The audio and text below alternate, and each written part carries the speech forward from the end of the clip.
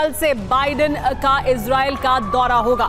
Netanyahu से तेल अवीव में बैठक होगी, उनके साथ मुलाकात होगी।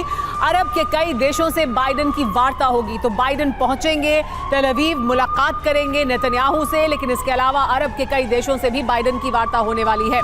एक और बड़ी खबर आपको बता दें जो आ रही है युद्ध के मैदान से, वो ये कि कल अरब डिप्लोमेसी का बड़ा दिन है।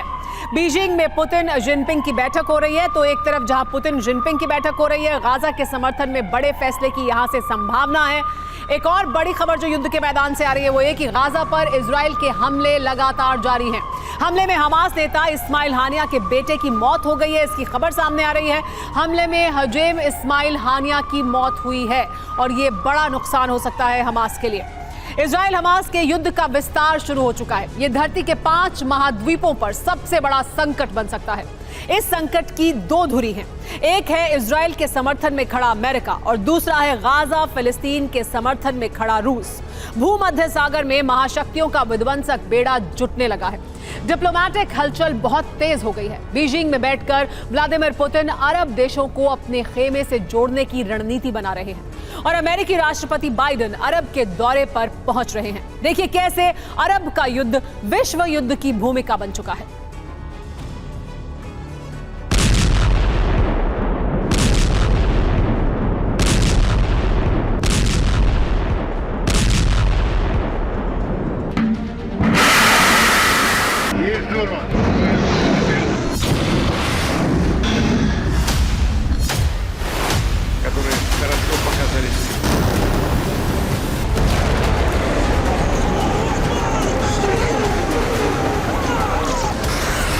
पहला और दूसरा विश्व युद्ध यूरोप से शुरू हुआ, लेकिन क्या तीसरे विश्व युद्ध की चिंगारी अरब के रेगिस्तान से फूटने वाली है?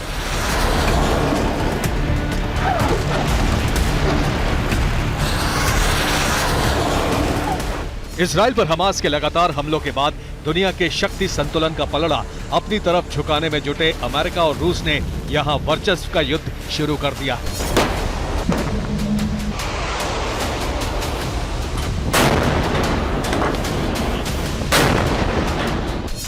जंग के एक पाले में इजराइल और दूसरे पाले में है हमास।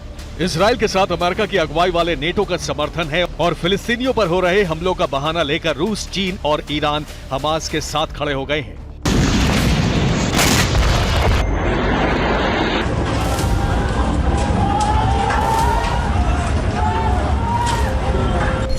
इजराइल ने ऐलान कर दिया है कि हमास का अस्तित्व खत्म होने तक गाजा पर हमले जारी रहेंगे। ये युद्ध लंबा चलने वाला है।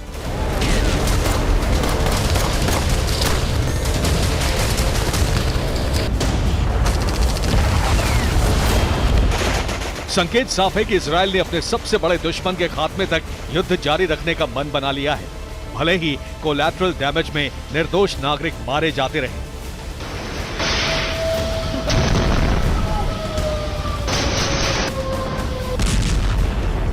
दुनिया का शक्ति संतुलन अपने पाले में लाने की कोशिश कर रहे रूस, चीन को अरब ने सुनहरा मौका दिया है।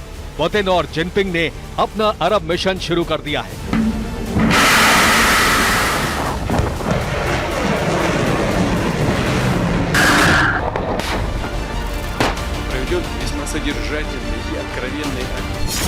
रूस ने कहा है कि इजराइल पर क्रूर हमले हुए हैं, लेकिन पलटवार उससे भी ज्यादा भयावह है। ये युद्ध अरब महायुद्ध में बदल सकता है। जबकि चीन ने कहा है कि इजराइल ने आत्मरक्षा के नाम पर क्रूरता की हदें पार कर दी है।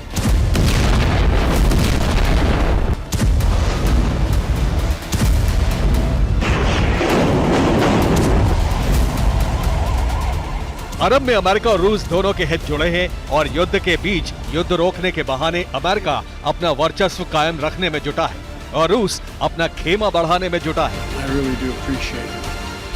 अमेरिका के राष्ट्रपति 18 अक्टूबर को इजराइल पहुंच रहे हैं और इस वक्त रूस के राष्ट्रपति व्लादिमीर पुतिन चीन में अरब युद्ध पर अपने नो लिमिट पार्टनर जिनपिंग के साथ रणनीति तैयार कर रहे हैं। रूस अरब में अमेरिका का प्रभाव घटाने की कोशिश में जुट गया है और कामयाब भी होता दिख रहा है। गाजा पर जिनपिंग और पुतिन का समर्थन फिलिस्तीन के साथ है।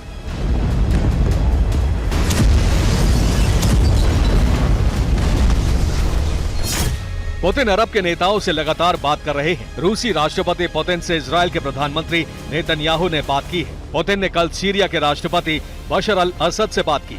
इससे पहले पुतिन ने ईरान के राष्ट्रपति इब्राहिम रईसी से बात की। पुतिन ने मिस्र के राष्ट्राध्यक्ष अब्देल फतेह अल सीसी से बात की और इसके साथ ही फिलिस्तीन के राष्ट्रपति मोहम्मद अब्बास से भी हालात पर चर्चा की। पुतिन की कोशिश है कि गाजा पर जारी हमलों को आधार बनाकर अरब के इस्लामिक देशों को अमेरिका के खिलाफ खड़ा किया जाए।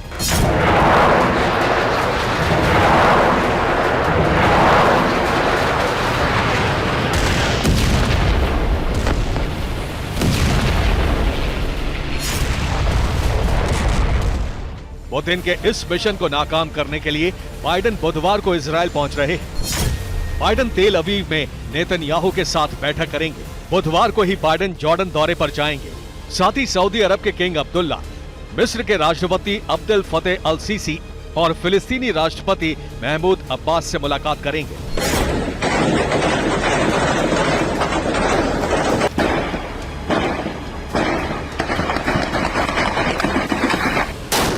इजराइल और हमास युद्ध के बहाने अमेरिका और रूस आमने सामने हैं। विश्व युद्ध छिड़ने की आशंकाएं तेज हो गई हैं।